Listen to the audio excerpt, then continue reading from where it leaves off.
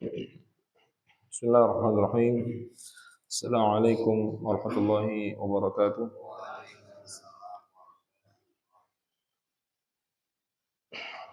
Alhamdulillahi wa kafa. Usalli wa usallim ala nabiyyina Muhammadin al-Mustafa wa ala alihi wa ashabihi ahli as-sidqi wal wafa. Asyhadu an la ilaha illallah wahdahu la syarika lah wa asyhadu anna Muhammadan abduhu wa rasuluh alladzi la nabiyya wa la rasula ba'dah.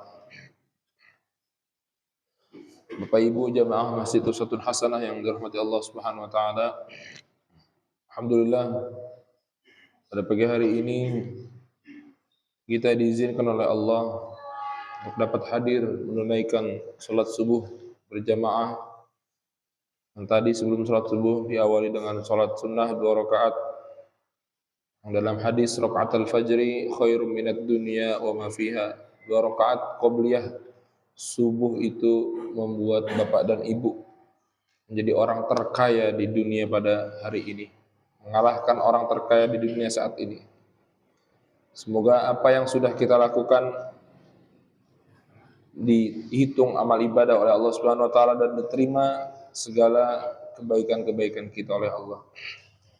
Bapak Ibu yang dirahmati Allah Subhanahu wa taala, kalau kita telaah Al-Qur'an, kita cek kembali Al-Qur'an, maka banyak dari ayat-ayat yang kita baca itu isinya cerita.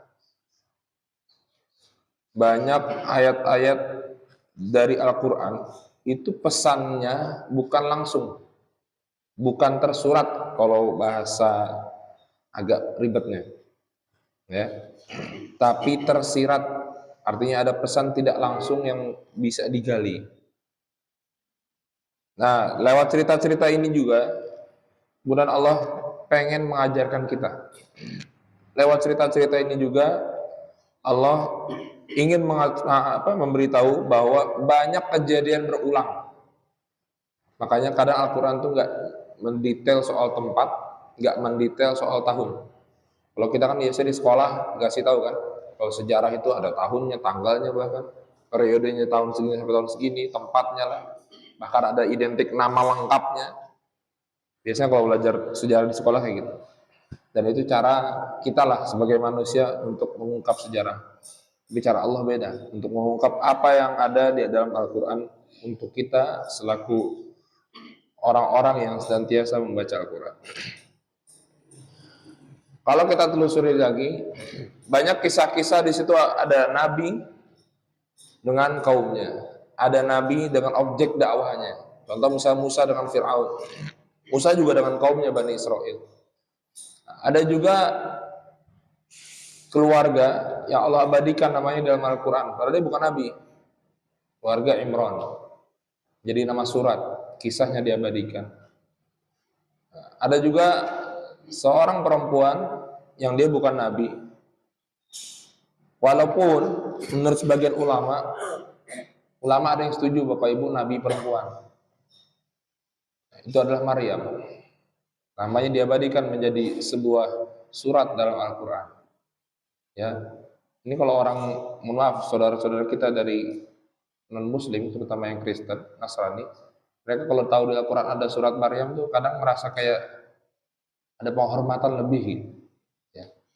Makanya Pak, di Uni Emirat Arab itu ada masjid namanya Masjid Jesus Son of Mary. Ya, artinya kalau dalam bahasa Arab Masjid Isa ibnu Maryam, Masjid Isa anaknya Maryam. Penegasan saja. Biasanya kita Jesus Son of God kan kayak gitu ya. Kalau orang-orang teman-teman kita yang non Muslim itu, nah itu dipertegas saja bahwa Yesus Isa itu putranya Maryam. Nah, di antara kisah-kisah yang lain juga ada kisah Luqman, Bapak Ibu. Luqman ini ulama berdebat, apakah dia termasuk nabi? Apa dia memang termasuk hanya orang soleh saja seperti Imran tadi? Ya. Tapi lebih banyak ulama condong bahwa Luqman ini bukan nabi. Dan kisah Luqman ini diabadikan oleh Allah dalam Al-Quran. Ya. di juz 21 surat ke-31. Halamannya pendek, hanya 4 halaman saja kalau di Quran standar saat ini. Dalam kisah Luqman ini terdapat hal yang sebenarnya biasa, tapi ada yang lebih luar biasa lagi. Ini kan cerita tentang wasiat ya Bapak Ibu ya. Kalau kita sebagai orang tua ingin berwasiat, biasanya wasiat apa? Tulis, ini harta bapak segini-segini, utang bapak segini-segini. Biasanya kan gitu kan cenderungnya. Kalau itu menurut Allah udah biasa, itu manusiawi lah. Orang wasiat sebelum meninggal ngasih bagi-bagi harta, atau pengen di mana di makamina dan lain-lain. Nah ini ada yang nggak biasa, yang kemudian Allah abadikan menjadi sebuah lembaran khusus di Al-Quran yang isi tentang wasiat Luqman terhadap anaknya. Maka kita mulai dari ayat yang ke-13, wa idh qala Luqmanu li banihi wa huwa ya'idhuhu ya bunayya la tusyrik billah innasyirka la dzulmun 'adzim. Dan ingatlah ketika Luqman berkata kepada anaknya, Ibnun itu satu Pak, makanya kita kan sering punya nama misalkan Muhammad Ibn Abdullah, anaknya Abdullah. Ibn, anak laki-laki. Kalau perempuan kan bin. Kalau banyak abna. Nah, kalau bisa juga anak-anaknya lagi bani. Nah, itu juga sama. Makanya satu anak Luqman. Ya. Maka ketika Luqman berkata kepada anaknya, la tusyrik billah. Janganlah engkau menyekutukan Allah. Inna syirka la dzulmun 'adzim. Sesungguhnya syirik itu, mempersekutukan Allah itu adalah kezaliman yang besar. Benar-benar kezaliman yang besar. Ini pesan pertama. Dan yang lucu Pak, bukan yang lucu ya sebetulnya, memang seharusnya. Ini kan antara ayah dengan anak. Yang kadang peran ayah ini di rumah minim. Karena ya kesibukan ayah adalah sebagai pencari nafkah, sampai rumah sudah capek. Sampai rumah sudah tidak ada waktu untuk anak. Sehingga apa-apa diserahin ke ibu, apa-apa diserahin ke ibu, apa-apa diserahin ke ibu. Bahkan kan kalau nanti bapak ibu baca semua kisah di Al-Quran, rata-rata dialognya itu bapak dengan anak, bukan ibu dengan anak. Ya, seperti layaknya ini Luqman kepada anaknya. Ini dialog antara ayah dan anak. Jadi sebagai bapak yang punya anak, banyak harus sering ngajak dialog, banyak harus sering berinteraksi, banyak juga harus sering bahasanya ngasuh lah. Ya, cuman hanya kepada ibu gitu. Pesannya luar biasa. La tusyrik billah. Janganlah engkau menyekutukan Allah. Artinya tauhid, Pak. Jadi kadang-kadang kan kita kan menaruh pendidikan tauhid anak tuh di masjid. Sana belajar di masjid. Sama ustaz, sama guru. Nah, sana belajar di sekolah. Padahal ini di rumah. Anak, ayah dengan anak. Yang kadang luput nih dari orang tua. Ya, ini jadi pelajaran juga buat saya, buat bapak ibu semua. Bahwa pendidikan tauhid dimulai dari rumah. La tusyrik billah.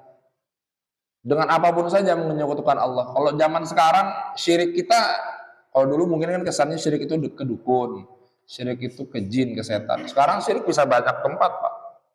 HP aja bisa jadi sumber syirik sekarang. Jadi apa-apa ketergantungan sama HP. Bangun tidur HP, mau makan HP, habis makan HP, wah semua HP. Mau tidur HP, sampai akhirnya Tuhannya berasa HP. Nggak ada HP rasanya hidup hampa gitu kan. Nah itu anak-anak tuh sering tuh. Apalagi sekarang orang tua lebih sering mudah ngasih yang gampang aja ke anak. Udah nih HP aja, dibanding rewel, dibanding kabur macam-macam. Ya karena mungkin kita nggak mau ribet juga kan. Kalau anak rewel, anak nggak bisa diem, HP solusi. Nah itu juga hati-hati. Atau misalkan anak mau apa, duit. Ini juga banyak kasus nih Pak, Bu. Anak yang kemudian merasa Tuhannya itu orang tuanya. Karena apa yang dia pengen dikasih. Nah, ini juga jadi salah kan. La tusyrik billahnya ini luas nih. Jangan menyekutukan Allah, jangan syirik pada Allah, ini luas. Makanya kemudian bahan introspeksi buat kita bersama. Apakah kemudian jangan menyekutukan Allah, jangan syirik kepada Allah, di rumah ini sudah bisa bagus. Karena mahal pendidikan tauhid. Nanti nggak akan ada Ismail berikutnya Pak. yang ketika ditanya oleh bapaknya, wahai anakku, ini perintah dari Allah. Kalau Ismail jawabnya apa? Kalau itu perintah, lakuin. Kalau anak kita, bapak yang bener aja. Gitu. Bener bikin-bikin kali. Pasti gitu ya. Karena pondasinya nggak kuat. Karena si anak juga nggak paham maksud dari apa yang bapaknya mau. Padahal itu ketaatan. Apalagi kadang kan kita ya mungkin untuk pendidikan awal kadang ngiming-ngimingi, nah ayo ke masjid nanti dapat uang jajan tambahan misalkan. Ya, nggak masalah. Tapi kalau terus-menerus dibegitukan kan juga jadi kasihan anaknya, ketergantungan. Pak, biasa ada duit, sekarang juga ada duit. Jadi pendidikan untuk menanamkan bahwa Allah Tuhan yang Maha Esa, Allah tempat bergantung, Allah tidak punya anak, Allah juga tidak diperanakan, ya. Allah tempat segala-galanya untuk kita mengadu dan lain sebagainya. Itu juga harus mulai dibiasakan. Makanya kemudian ada yang mengatakan kalau dalam Al-Qur'an kan disampaikan kalau kamu fakir, ya, ini bertang bujang-bujang, kalau kamu fakir, insya Allah Allah yang akan mengayakan, Allah yang akan buat kamu mampu. Ini nanti berefek kepada anak, Bapak Ibu. Di anak diajarkan, nak, kalau kamu nggak punya, kau minta sama Allah. Kalau kau punya hajat, minta sama Allah. Kalau kau punya sesuatu keinginan, minta sama Allah. Terkadang kan kita seringnya, nak, usaha dong, kerja keras dong, kan gitu sering. Wajarlah manusiawi, tapi harus mulai dilengkapi. Ingat, nak, kau punya Allah. Ingat, nak, kau punya Tuhan jadi tempat bergantung untuk segala urusan kamu. Ini kadang mungkin luput, Bapak Ibu. Sehingga anak ini kalau pinter, pasti ngerasa karena hasil kepintarannya, hasil jerih payahnya. Akhirnya dia syirik. Kenapa? Dia nggak butuh lagi Allah. Saya dengan jerih payah saya bisa kok. Ngapain saya minta ke Tuhan? Akhirnya banyak orang-orang pinter, ya bukan makin dekat kepada Allah, makanya malah makin jauh. Di Amerika ada namanya aliran Scientology, Bapak Ibu. Scientology itu orang yang pinter-pinter, paham sains, tapi nggak percaya Tuhan. Aneh kan? Itu ada gerejanya sendiri. Ya, dibikin gereja sendiri. Kalau aktor terkenalnya Tom Cruise tuh, kalau Bapak Ibu suka nonton Mission Impossible, nah itu aktor utamanya Tom Cruise, itu pengikut Scientology. Orang-orang pinter yang ngerti sains, padahal kan kita kalau bicara sains bisa ilmiah kepada Tuhan, kan? Ini malah nggak percaya Tuhan. Itu sudah terjadi gitu. Dan mungkin bisa jadi, ya di sekitar kita juga ada orang yang seperti itu. Ya, tapi kita berlindung, keluarga kita tidak ada, Bapak Ibu semua. Oke, kemudian bahwa syirik ini adalah dosa yang besar benar, karena memang Allah tidak akan mengampuni dosa orang yang berbuat syirik. Tapi ada juga dalam hadis disebutkan, inna akhwafa ma akhafu alaikum asyirkul asghar ar-riya. Sesungguhnya hal yang aku paling takuti di antara kalian adalah syirik kecil. Apa itu syirik kecil? Ar-riya, riya. Ini Nabi bicara sama sahabat, Bapak Ibu. Sahabat saja sudah Nabi wanti-wanti. Yang imannya bagus, yang ibadahnya bagus, yang ketaatannya bagus, sudah diwanti-wanti untuk jauhi syirik kecil. Apalagi kita rawan banget, ya. Maka hal-hal yang seperti ini harus sudah mulai dideteksi dari awal. Mana saja yang kira-kira berpotensi, jauhi, hindari, obati agar tidak terulang. Mana yang sekiranya memuluskan langkah kita kepada tauhid, terutama kepada keluarga kita, maka itu harus dijaga. Sekalipun mungkin harus berjerih payah, berdarah-darah menjaganya. Oke, kemudian yang kedua, pesan Luqman, wasainal insana biwalidayhi hamalathu ummuhu wahnan ala wahn. Dan kami perintahkan kepada manusia agar berbuat baik kepada kedua orang tuanya.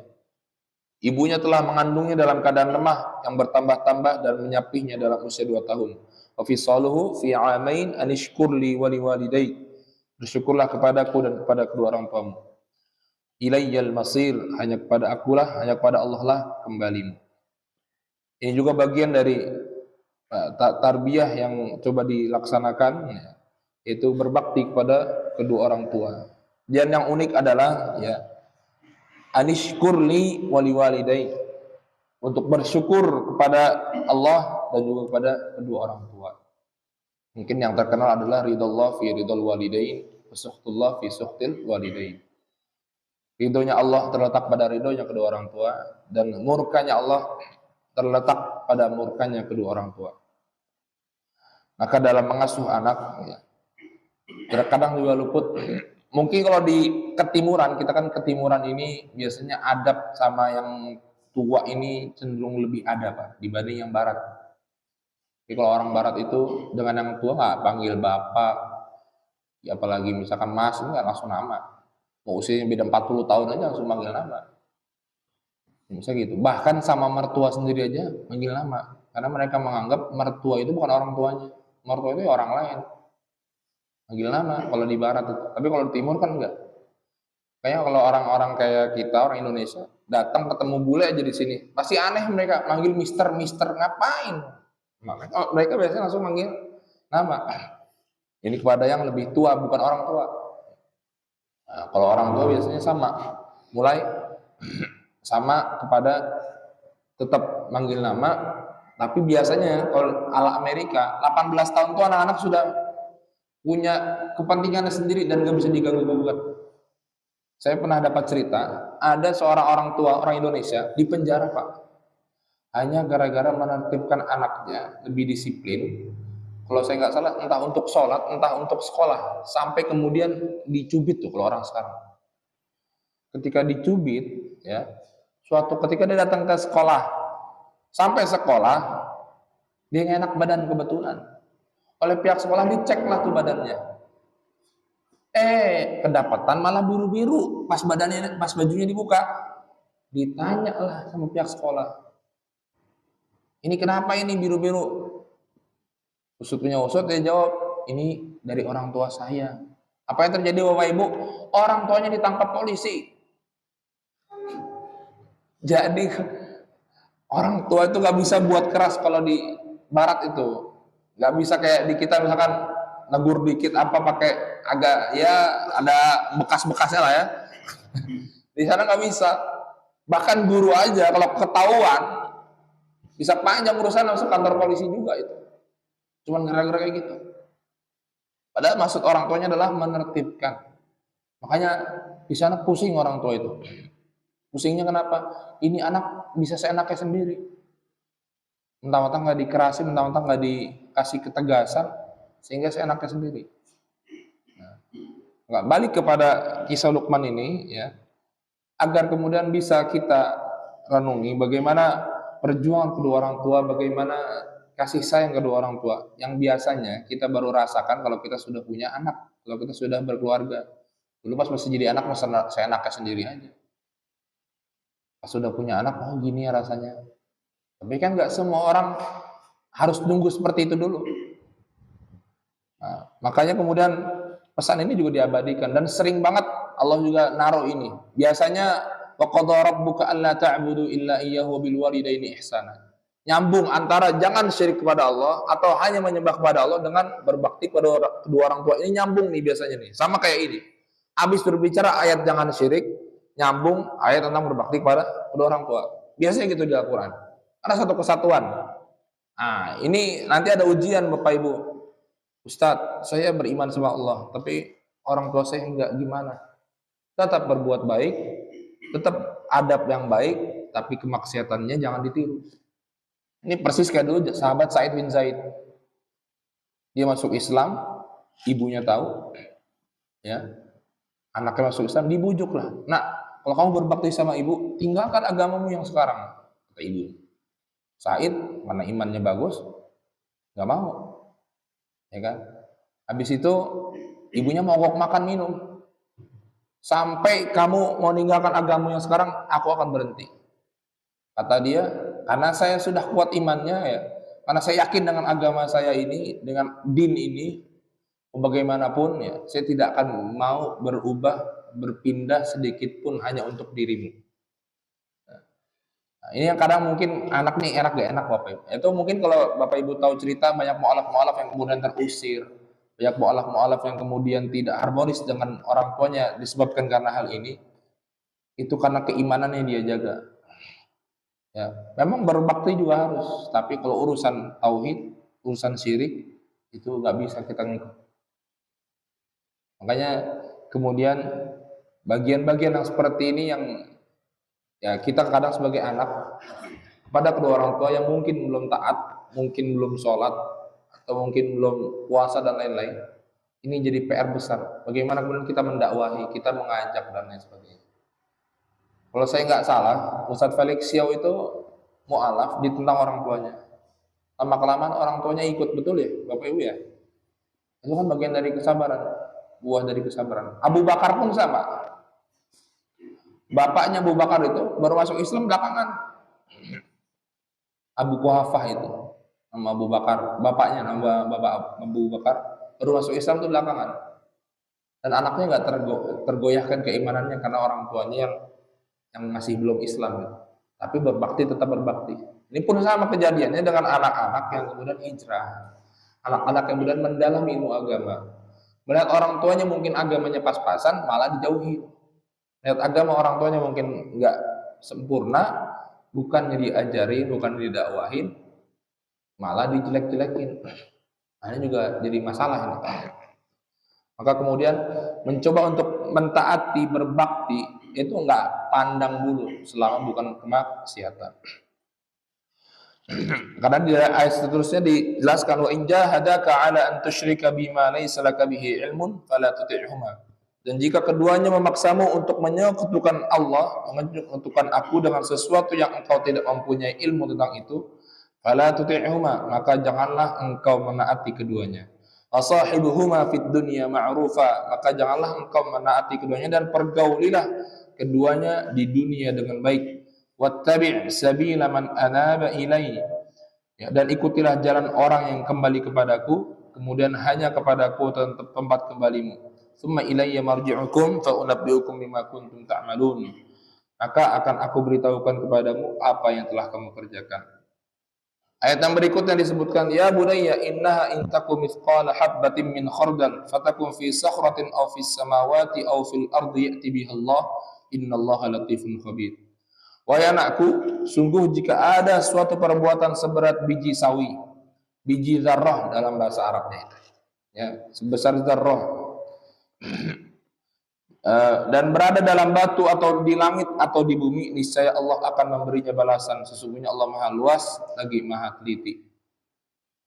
Maka Bapak Ibu yang dirahmati Allah Subhanahu wa taala, ini persis dengan firman Allah di dalam surah Al-Zalzalah, "Faman ya'mal mithqala dzarratin khairan yarah, wa may ya'mal mithqala dzarratin syarran yarah."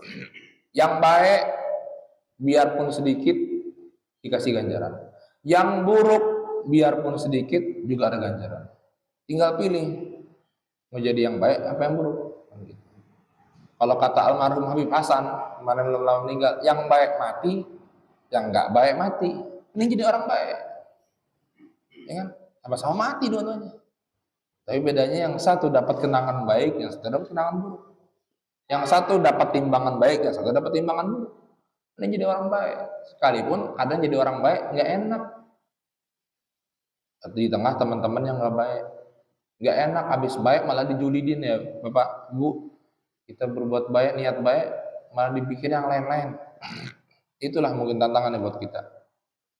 Maka kemudian dari ayat ini, mithqala habbatin min khardal, ya, ada, ya, jika ada suatu perbuatan seberat biji sawi, ya, mau itu tersembunyi, mau itu kelihatan, semua ada bagiannya, semua ada balasannya. Yang ini kadang, ya, anak kita itu nggak percaya Bapak Ibu. Makanya harus ditanamkan bahwa Allah lah yang membalas semuanya. Kadang namanya kecewa, contoh, dia berbuat baik sama temannya balas gak baik, dia pasti kecewa. Atau dia sudah berusaha baik, maksimal untuk persiapan ujiannya dan lain-lain, tapi kemudian hasilnya nggak sesuai. Maka tugas kita yang baik insya Allah ada ganjarannya di sisi Allah. Mau itu kelihatan oleh manusia, tidak kelihatan oleh manusia, semua sudah disiapkan ganjaran. Dan yang paling indah, kalau Allah tidak balas di dunia, Allah siapkan di akhirat. Itulah kemudian kenapa kita juga percaya ada fungsi akhirat di situ. Karena kalau semuanya harus diduniakan atau dimaterikan atau kemudian dikontankan sekarang, orang capek. Orang capek. Kita kalau ngeliat orang lain ganggu kita, pengennya kan langsung diazab depan kita kan. Kita juga capek. Kok dia gangguin gua, dia yang happy banget ya, harta bagus, karir bagus, kok gue yang diganggu malah belangsak begini misalnya. Tapi kan kita yakin Pak, semua ada ganjarannya, semua ada balasannya. Mau itu kemudian keras di dunia tapi di akhirat selesai, atau sebaliknya Allah lembut di dunia, baik di dunia tapi di akhirat justru keras. Ini juga jadi pelajaran buat kita. Kalau kita ganggu orang, hati-hati. Kalau kita kemudian berbuat keburukan pada orang lain, hati-hati. Atau bahkan kepada diri kita sendiri, maksiat dan lain-lain, kalau Allah belum menegur, hati-hati. Justru teguran itu bisa jadi penggugur balasan-balasan yang nanti disiapkan di akhirat. Bapak Ibu yang dirahmati Allah, kemudian yang berikutnya, ya bunayya aqimis sholata wa'mur bil ma'rufi wanha 'anil munkar wasbir 'ala ma asabak inna dzalika min azmil umur. Wahai anakku, laksanakanlah salat dan suruhlah manusia berbuat baik yang ma'ruf dan cegahlah mereka dari yang mungkar. Dan bersabarlah terhadap apa yang menimpamu. Sesungguhnya yang demikian itu termasuk perkara yang penting. Ini pesan yang biasa Bapak Ibu juga sudah lakukan kepada anak-anak. Aqimis shalah, laksanakanlah salat. Tapi ada tambahannya, wa'mur bil ma'ruf wanha 'anil munkar. Lakuin yang baik, ya. Perintah orang lain untuk lakuin yang baik, wanha 'anil munkar, dan cegah orang lain untuk melakukan yang buruk. Kita biasanya, ya, kalau pengen anak soleh, soleh aja. Tapi belum sempurna Bapak Ibu. Maksudnya di sini soleh dan muslih. Ada dalam bahasa agama ada soleh, ada muslih. Soleh ini baik buat dirinya sendiri, muslih baik buat dirinya sendiri dan ngajak orang lain buat baik. Itu muslih. Ya, dalam ayat disebutkan wa ma kana rabbuka liyuhlikal qura bidzulmi wa ahluha muslihun. Dan Allah tidak akan mengazab, tidak akan menghancurkan sebuah kaum, sebuah desa, sebuah tempat jika di dalamnya terdapat orang-orang yang muslih. Baik tapi ngajak orang lain baik. Kita kan nyuruh orang lain, nyuruh anak sholat, oke. Tapi nyuruh juga anak, nak, kalau kamu bisa habis sholat ngajak orang lain sholat. Kalau kamu bisa mulai belajar ngajak orang lain mencegah dari kemungkaran. Jadi paket komplit Pak Bu. Sehingga kemudian generasi-generasi yang datang lah generasi yang peduli dengan sesama. Ah sholat urusan gua aja sama Tuhan juga sama, dia nggak sholat juga urusan dia sama Tuhan, nggak bisa gitu. Itu kalau kena hantam rudal, kena semua itu hantam rudal. Ya jangan salah. Ustadz, gimana kemudian orang yang sudah muslih, sudah mengajak orang lain kepada kebaikan, kemudian dia juga tertimpa musibah. Contoh misalkan dalam kasus tsunami Aceh. Nah, kemudian para ulama mengatakan orang yang muslih ini, kalau dia wafat karena musibah, karena bencana, maka dia wafatnya dalam keadaan syahid. Sebaliknya, orang yang kemudian yang nggak benar, yang maksiat tadi, wafat dalam keadaan musibah, bencana, itu berarti memang peruntukan untuk dia azab dari Allah Subhanahu wa taala. Maka sebisa mungkin kita tetap cinta kepada tetangga kita, cinta kepada sesama kita, agar kemudian kita bisa mengajak orang lain kepada kebaikan, mencegah orang lain dari kemungkaran. Karena yang dapat manfaatnya juga kita. Kalau dia melakukan kebaikan, kita dapat pahalanya. Dia jauh dari keburukan, kita dapat pahalanya. Maka berdobel-dobel. Dan yang pasti tidak individualis. Tidak mementingkan dirinya sendiri, karena lahan surga itu luas. Sabiqu ila magfiratin min rabbikum wa jannatin 'arduha ka'ardis sama'i wal ard. Luas itu bagaikan bumi dan langit dan bumi, surga itu. Luas sekali. Sehingga kapling surga nggak bisa buat kita doang. Ajak orang lain kapling-kaplingan. Ya, untuk kemudian bisa mengisi bersama, bisa kemudian masuk bersama. Dan berikutnya wasbir 'ala ma asabak, dan bersabarlah terhadap apa yang menimpamu. Ini juga jadi pesan utama bahwa sesungguhnya sabaran ini juga harus mulai diajarkan kepada anak. Kan kita sudah ngelakuin sholat, sudah amar ma'ruf nahi mungkar, tapi kan ujian nggak bisa dilepaskan gitu saja. Nabi-nabi itu mereka kayak gitu, sholat sudah, ibadah sudah, mencegah yang mungkar sudah, mengajak yang ma'ruf sudah. Apakah ujian nggak dikasih? Dikasih. Mereka sabar nggak? Sabar. mereka laluin lewat. Maka dalam hadis disampaikan orang yang paling berat ujiannya adalah para nabi. Ustadz, ujian saya berat-berat, berarti saya nabi dong? Enggak, ya. Nabi udah habis, Nabi Muhammad aja. Kita kalau diuji berat-berat, insya Allah berarti calon orang soleh, calon penghuni surga. Anggapnya begitu. Bukan berarti kita habis diuji selesai jadi nabi, Bapak Ibu, bukan.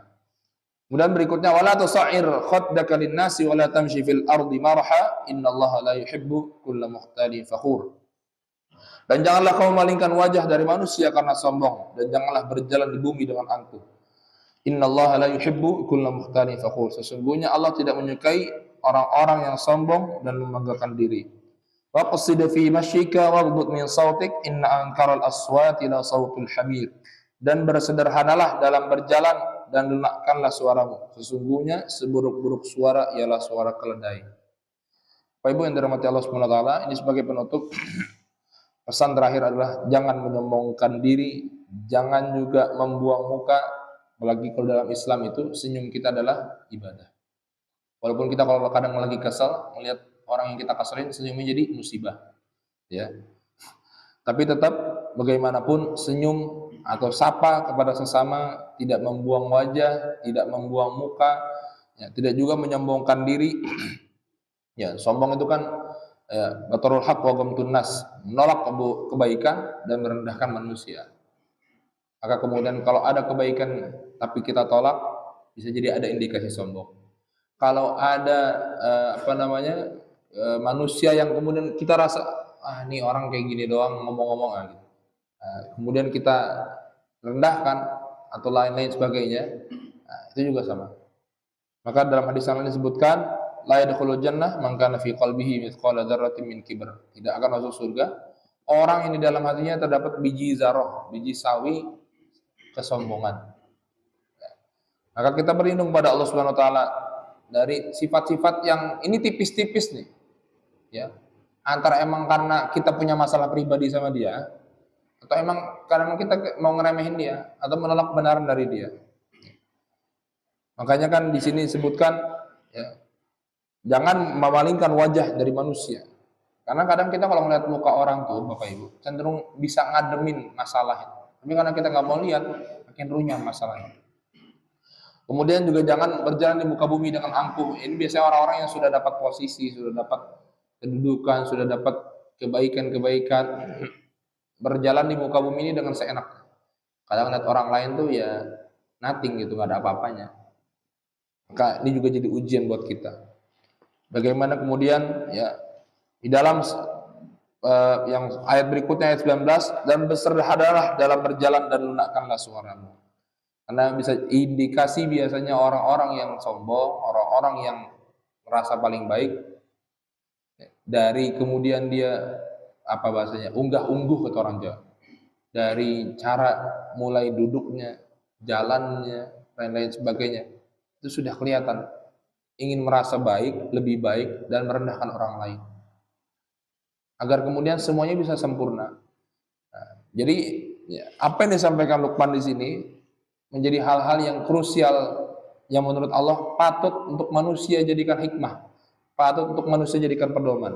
Jangan sampai kemudian apa yang menjadi kebiasaannya, wasiat yang seperti itu soal harta terutama, itu yang menjadi patokan utama saja tidak, tapi ini juga menjadi patokan. Maka lengkapi Bapak Ibu, kalau bisa nanti dalam memberikan wasiat, halaman kedua surat Luqman masukin, dan kemudian silahkan kasih rincian harta-harta dan lain sebagainya. Agar kemudian anak-anak ini bisa tahu kebaikan-kebaikan yang harus tetap dijaga, kemaslahatan-kemaslahatan yang harus terus dilestarikan. Agar kemudian mereka bisa masuk ke dalam golongan orang-orang yang masuk ke dalam surga. Karena selamat, orang yang tidak syirik selamat, orang yang berbakti kepada orang tua selamat, orang yang tidak sombong selamat, orang yang mengerjakan sholat, amar ma'ruf nahi mungkar selamat, orang yang sabar selamat. Semuanya selamat. Sedangkan orang yang dapat bagian harta, wasiat, biasanya apa? Kalau kita tahu, berantem, rebutan, zolim, saling sikut, saling lapor polisi, dan lain sebagainya. Tapi bukan berarti kita wafat nggak ninggalin harta sama sekali, enggak. Ya. Maka kemudian salah satu ayat di dalam Al-Quran yang paling rinci Itu ayat tentang waris. Ada dalam surah An-Nisa halaman kedua dan ketiga. Itu kalau di total-total ada 1,5 halaman. Isinya pembagian tentang waris dan itu rincinya luar biasa. Yang kemudian orang karena saking rincinya kita ngerasa pusing. Jadi kadang kemudian dalam pembagian waris jarang dipakai nih ayat. Padahal maksud Allah ngerinci itu supaya orang nih aman, supaya umat Islam nih aman. Bagian-bagiannya sudah Allah tetapkan. Kalau Allah yang menetapkan, insya Allah tidak ada yang mau melanggar. Tapi karena kadang dalam pembagian waris itu bisa seenaknya dan lain sebagainya, kemudian terjadilah konflik-konflik yang merusak hubungan persaudaraan. Maka apa yang disampaikan Luqman ini semoga bisa menjadi ibrah buat kita semua, bahwa jangan menyekutukan Allah, bahwa mentauhidkan Allah, bahwa berbakti kepada kedua orang tua, mengerjakan sholat, ma'ruf nahi mungkar, sabar, tidak sombong di muka bumi, tidak juga merasa diri paling baik, adalah hal-hal utama, ya, hal-hal yang sangat penting yang seharusnya bisa terus kita tanamkan kepada anak-anak kita, kepada keluarga kita, sehingga nantinya mereka bisa menjadi orang-orang yang bermanfaat, ya, baik di masyarakat, baik kemudian di dunia dan juga di akhirat. Itu saja yang dapat saya sampaikan, kurang lebihnya mohon maaf. Assalamualaikum warahmatullahi wabarakatuh.